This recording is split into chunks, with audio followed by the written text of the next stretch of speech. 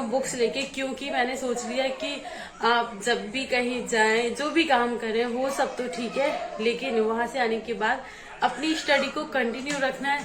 इसमें कोई कॉम्प्रोमाइज नहीं करना है। जो भी आपने डिसाइड किया कि आपको 4 घंटे पढ़ना है तो 4 घंटे पढ़ूंगी। और मैंने अभी सोच रखा था कि मैं बस 3 घंटे पढ़ूंगी, क्योंकि अभी चल रही थी दिवाली, और दिवाली पे इतना सारा काम था, सुबह से लेके शाम तक काम खत्म होने का नाम ही नहीं ले रहा था। फिर त्योहार पे त्योहार चले जा रहे थे, मतलब 8-10 दिन हो गए इन त्योहारों के चक्कर में। करवा चौथ से ही समझ लो स्टार्टिंग हो गई थी, घर की क्लीनिंग, बाकी सब चीजें। फिर उसके बाद दिवाली आ गई, और उसके बाद कहीं कोई आ रहा है, कहीं कोई आ रहा है। अभी भी कंटिन्यू गेस्ट आ रहे हैं, क्योंकि यहाँ पे दिवाली के 15 दिन की वेकेशन भी हो जाती है बच्चों की, उनकी भी वेकेशन चल रही है।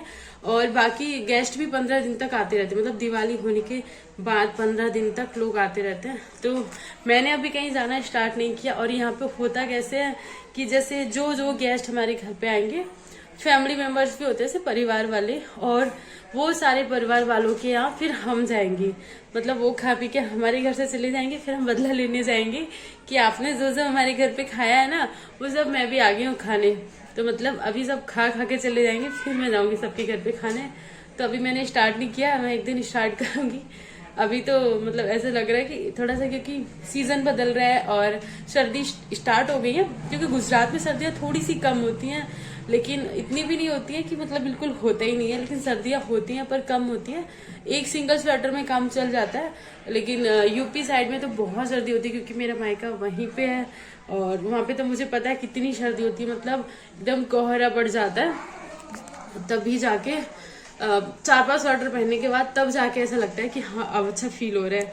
लेकिन यहाँ गुजरात में ऐसा नहीं कि आप दिन में कुछ भी मत पहनो तो चल जाएगा, लेकिन शाम होते होते आप स्वेटर पहन लोगे तो चल जाएगा। और जब आप सुबह सुबह उठोगे ना, तब आप स्वेटर पहन लोगे तो चल जाता है। बाकी सर्दी यहाँ पे थोड़ी सी कम होती है, तो अच्छा मौसम है। लेकिन अभी बदल रहा है, गर्मी के बाद सर्दियां स्टार्ट हो रही है, तो इस चक्कर में कभी किसी को जुकाम हो रहा है, कभी सर्दी हो रही है। तो मुझे भी ऐसा फील हो रहा है कि मुझे जुकाम होने वाला, पर अभी तक हुआ नहीं।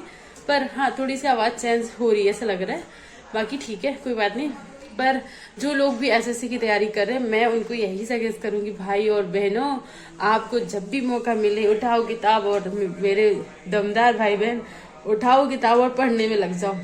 क्योंकि जो टाइम आप वेस्ट कर रहे हो ना, ये टाइम कभी वापस नहीं आएगा। ये टाइम ऐसा है, आज है, और नहीं पता कि कल होगा कि नहीं होगा। कल आप कहाँ बिजी होंगे, कैसे बिजी होंगे, क्या कर रहे होंगे, कुछ भी नहीं पता। तो मुझे लगता है कि मैं जहाँ गई थी वहां पे मुझे 6-7 घंटे लगे, काफी दूर भी था। और उसके बाद फिर वहां पे रुकना, मतलब बाकी चीजें, वहां की एक्टिविटीज करना, फिर वापस घर आना, तो मुझे पूरा दिन लग गया, ये समझ लो। और उसके बाद अभी बज रहे हैं शाम के 6, तो मुझे खाना नहीं बनाना, और मैं खाना खा पी के आई हूँ, तो मुझे बस फ्री हूँ। थोड़े बहुत बर्तन है, दूध वगैरह सबके लिए गर्म करके देना। तो मुझे लगा कि मैं अपना स्टडी कर लूँ, क्योंकि मैंने आज पूरा दिन मिस कर दिया अपनी पढ़ाई को। मतलब 3 से 4 घंटे, सुबह 1 घंटा पढ़ लिया था, जो मैं सुबह 5 से 6 घंटा पढ़ती हूँ वो मैंने पढ़ लिया था। ब्लॉग में कम ऐड कर पाती हूँ वो, पर मैं सुबह पढ़ लेती हूँ। 5 से 6 घंटा पढ़ने के बाद मैं चली गई थी, फिर वहीं पे खाना पिया खाया। और उसके बाद खाना पीना मैंने, मतलब दोपहर का भी 2 बार का हो गया था। और उसके बाद जब वापस आए तो फिर मुझे अब लग रहा है कि कुछ नहीं बनाना, कुछ नहीं खाना, क्योंकि सारे लोग खा पी के आए हैं। और अब बस कर लूँ पढ़ाई। चलो उठा लेते हैं बुक्स, क्योंकि वही है हमारा हथियार, और बिना हथियार की लाइफ में कुछ भी अचीव नहीं कर पाएंगे। मैं लोगों को मोटिवेट करती हूँ, मैं खुद भी बहुत ज्यादा मोटिवेट रहती हूँ, तभी आप लोगों को मोटिवेट कर पाती हूँ।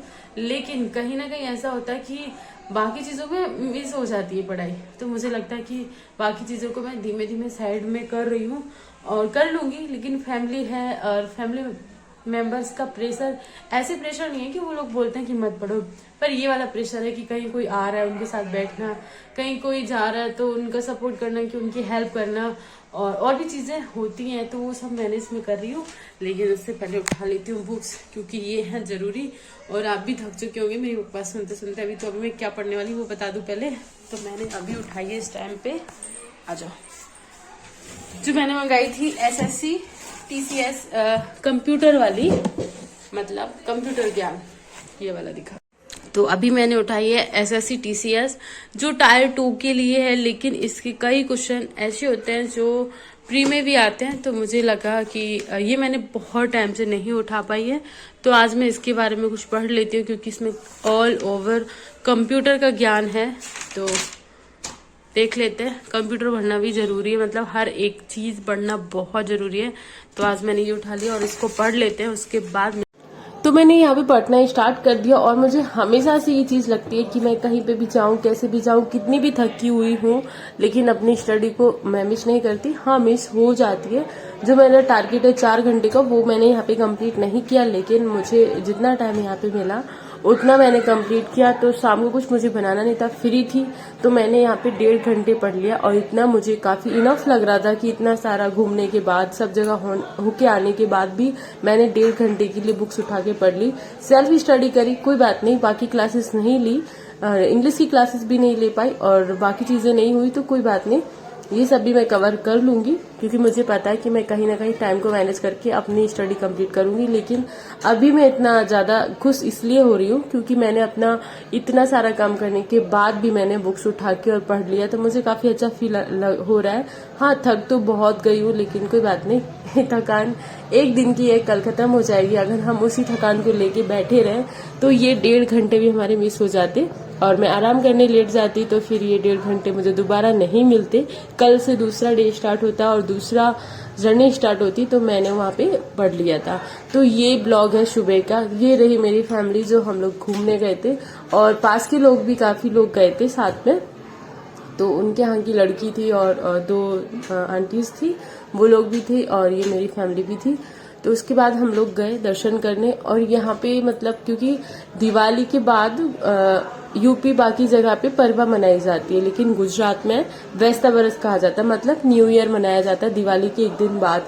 तो न्यू ईयर वाले दिन यहाँ पे सारी चीजों के दर्शन हो रहे थे, जैसे मतलब धूल मिट्टी कलश भरा हुआ, सारे भगवान की फोटो और शंख, मतलब सारे ग्रंथ, मतलब क्या बताऊं, मतलब अगर मैं लिस्ट बताऊं तो काफी लंबी होगी, पर हर एक चीज, रुद्राक्ष, माला, मोती, कलश भरा हुआ, और जैसे गाय माता के दर्शन करना काफी अच्छा होता है, तो मैं मानती हूँ और मुझे भी लगता है कि गौ माता के दर्शन होने से काफी अच्छा होता है। तो ये मतलब सारी चीजें जो जो शुभ मानी जाती हैं, जिनके दर्शन करने से, वो सारी चीजें यहाँ पे रखी गई थी।